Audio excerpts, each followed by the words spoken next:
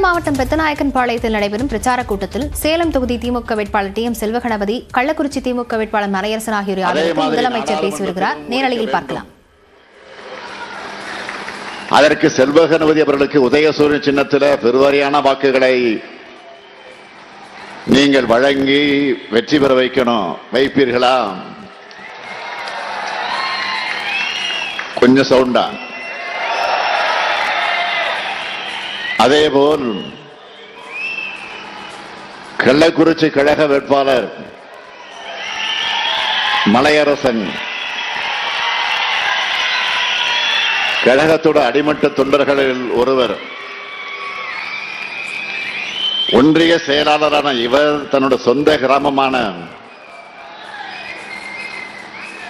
சிறுநாகலூர் ஊராட்சி மன்ற தலைவராக 2 முறை இருந்தவர். மாவட்ட பிரதிநிதியாகவும் செயல்பட்டவர். இந்த மக்கள் தொண்டரையும் மக்களவைக்கு அனுப்பி வையுங்க. வெற்றி வேட்பாளர் மலையரசன் அவர்களுக்கு உதயசூரியன் சின்னத்தில் வாக்களிக்கணும்னு கேட்கிறேன். வேட்பாளர் நமக்கு வருங்க.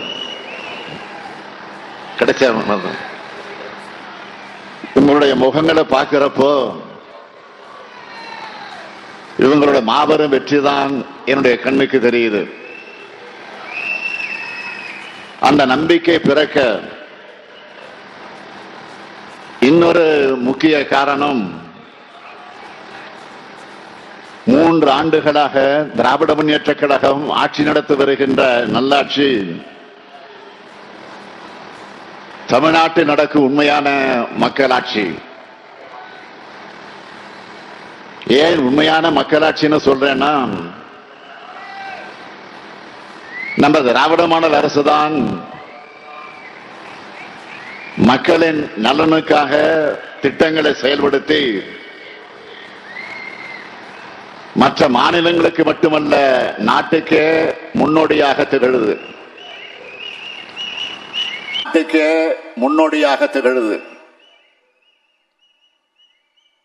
திராவிட மாடலோட குரல் தெற்கில் மட்டும் ஒலிக்கவில்லை, வடக்கிலும் ஒலிக்குது, வடக்குக்கும் சேர்த்தே ஒலிக்குது. ஒரு மாநில அரசு எப்படி செயல்பட வேண்டும் என்பதற்கு நாம் தான் சிறந்த எடுத்துக்காட்டு.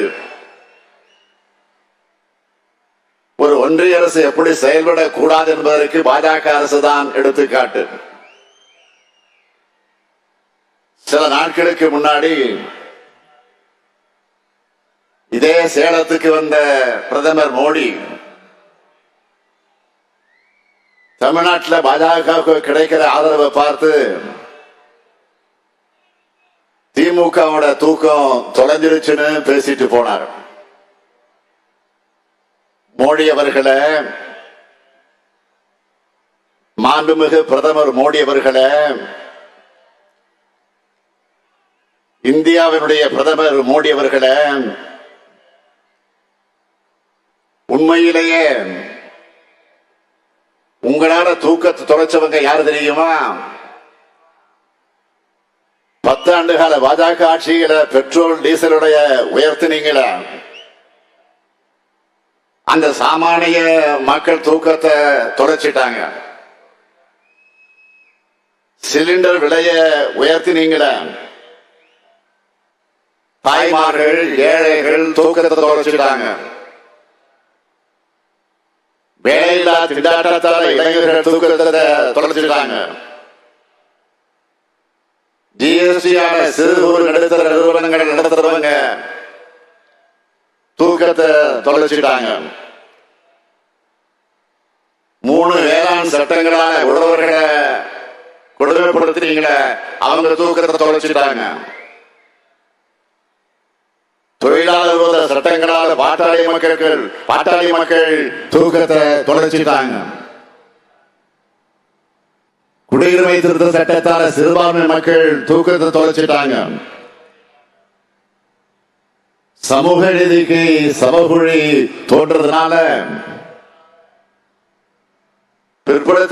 மிகவும் பிற்படுத்தப்பட்ட பட்டியலின பழங்குடியின மக்கள் தூக்கத்தை தொலைச்சிட்டாங்க.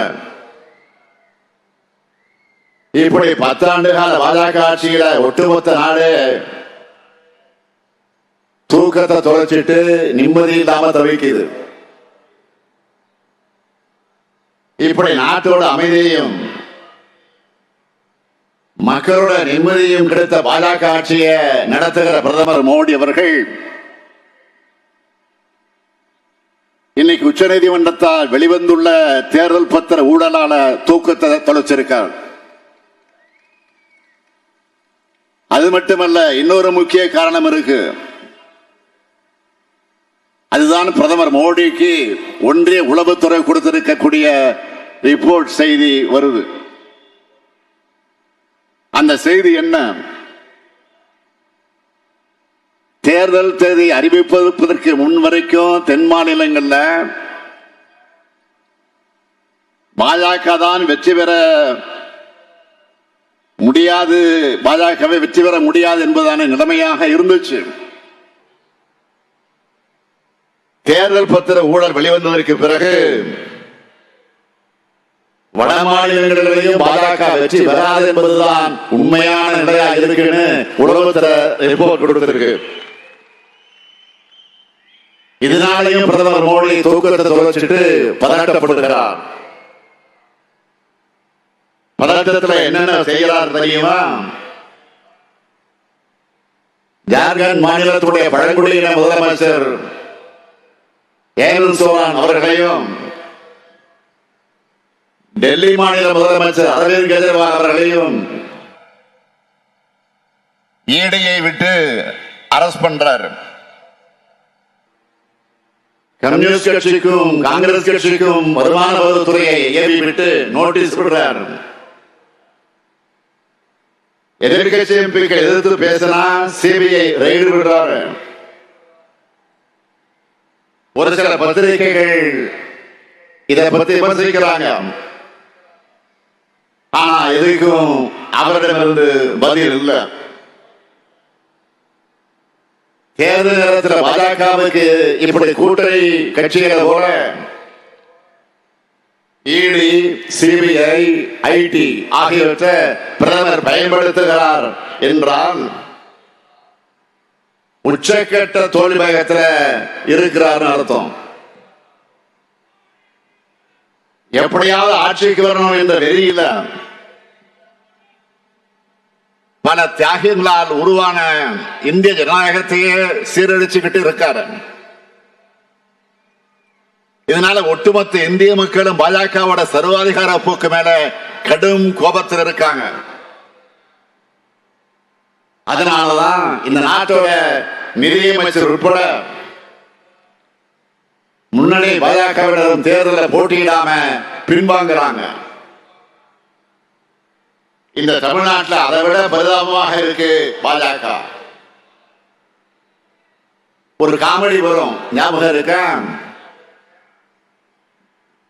பில்டிங் ஸ்ட்ராங் பேஸ்மெண்ட் வீக்குன்னு. அது மாதிரி தேர்தலில் போட்டியிடுறதுக்கு வேட்பாளர்கள் கிடைக்காம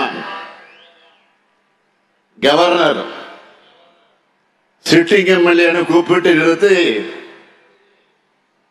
அது நியூஸ்ல இருக்கணும்னு பாக்குறாங்க. இதுல இருந்து என்ன தெரியுது?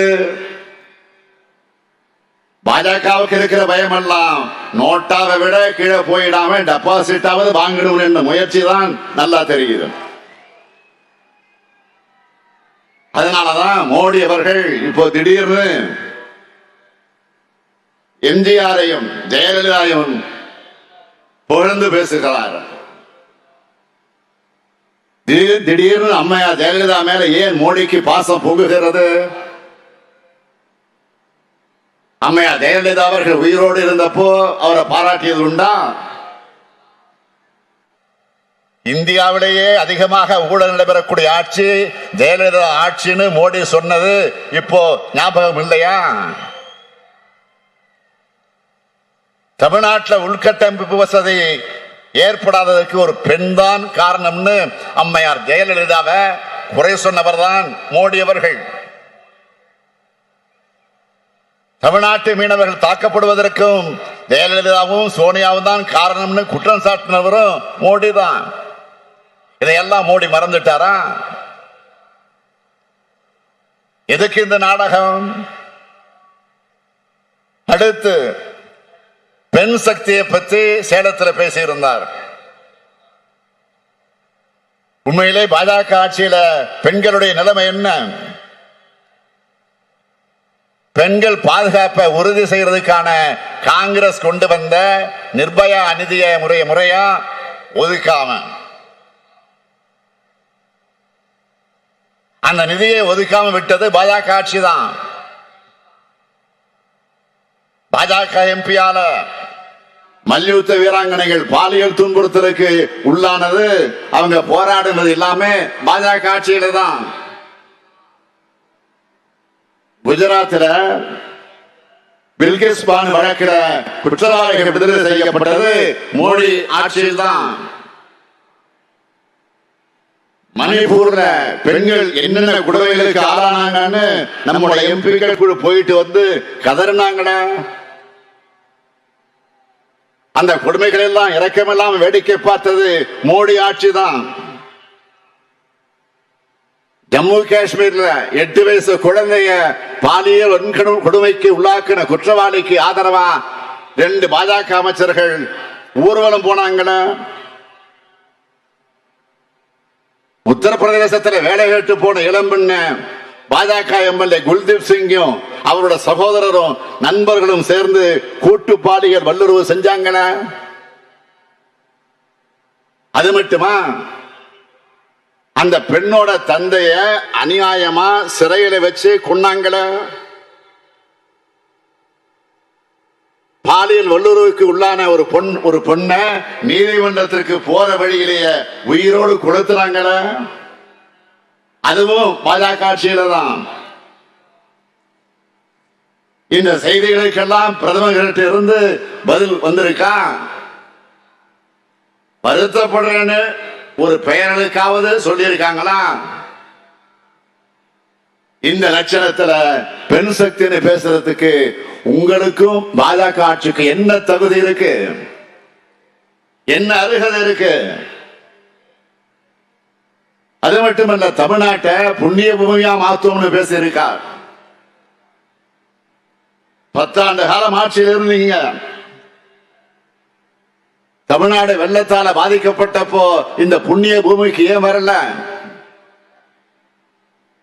பேரிடர் நிவாரணமா 1 பைசா கூட ஏன் கொடுக்கல? எய்ம்ஸ் மருத்துவமனையை 10 ஆண்டுகளாக ஏன் இன்னைக்கு வரைக்கும் கட்டல? மெட்ரோ ரயில் திட்டத்தோட 2ஆம் கட்ட பணிக்கு 4 ஆண்டுகளாக ஏன் நிதி கொடுக்கல? பிரதமர் மோடி அவர்களே, தமிழ்நாடு ஏற்கனவே புண்ணிய பூமியாக தான் இருக்கு. இங்க எல்லோரும் சமத்துவமா சகோதரர்களா ஒற்றுமையா இருக்கும். அமைதியா வாழுற தமிழ்நாட்டு மக்களை மதத்தின் பேரால சாதியின் பேரால பிரிச்சு குளிர்காயிலாம்னு நினைக்கிற ஒரே கட்சி பாஜக தான். இந்த தேர்தல் மட்டுமல்ல, இன்னும் 100 தேர்தல்கள் நடந்தாலும் உங்க நாடகம் தமிழ்நாட்டில் ஈடுபடாது. இன்னும் சொல்லணுமா, தமிழ்நாடு எப்பவுமே புண்ணிய பூமியை தான் இருக்கும். நாட்டை மத அடிப்படையில் துண்டாட நினைக்கும் பாஜக பாவிகளோட மண்ணா மாறவே மாறாது. நான் இன்னும் அழுத்தம் திருத்தமாக சொல்லுகிறேன், இங்க திமுக இருக்கிற வரைக்கும் உங்க மோடி மஸ்தான் வித்தை எல்லாம் பலிக்காது. இது பெரியார் பண்படுத்திய மண், பேரறிஞர் அண்ணாவால் கட்டமைக்கப்பட்ட மண், நம் உயிரினைய முத்தமிழர் கலைஞர் வளர்த்த மண்.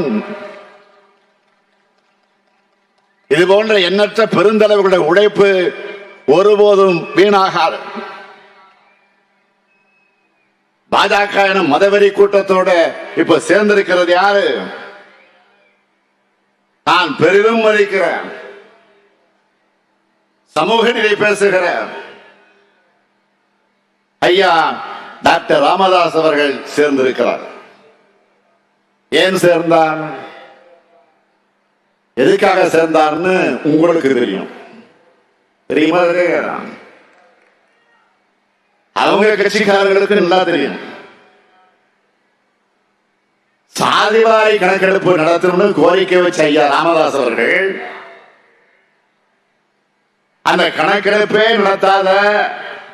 நடத்த வேணாம்னு சொல்ற சமூக நீதிக்கு எதிரான பாஜக கிட்ட போய் சரண்டர் ஆகி இருக்கார். இத பத்தி நேற்று தருமபுரி கூட்டத்தில் நான் மிக தெளிவாக பேசியிருக்கேன்.